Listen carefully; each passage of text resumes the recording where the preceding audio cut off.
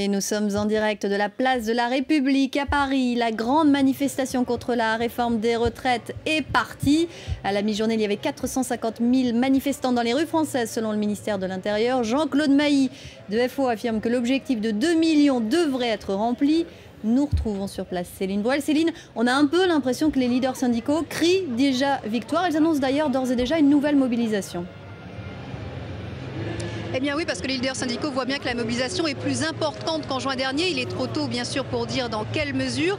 Mais effectivement, il y a beaucoup de monde, surtout ici dans le cortège parisien, qui est le défilé le plus important de France. Alors les leaders syndicaux sont arrivés il y a une demi-heure à peu près. Ils se sont tous exprimés. Ils ont martelé une nouvelle fois leur hostilité à cette réforme des retraites qui allait être présentée cet après-midi au gouvernement. Écoutez François Chérec de la CFDT interviewé avec Benoît Durand-Kriegel.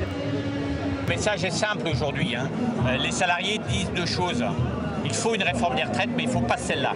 Parce que celle-là, elle est truffée d'injustices.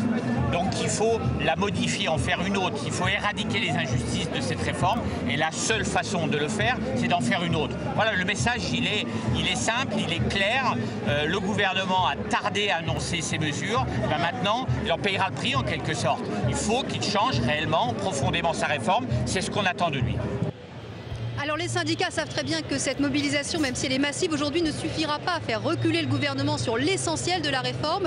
Demain, tous les leaders syndicaux vont se réunir en intersyndicale. Ils décideront de la suite à donner. Ils parlent d'ores et déjà d'une nouvelle date de manifestation, peut-être le 3e week-end de septembre.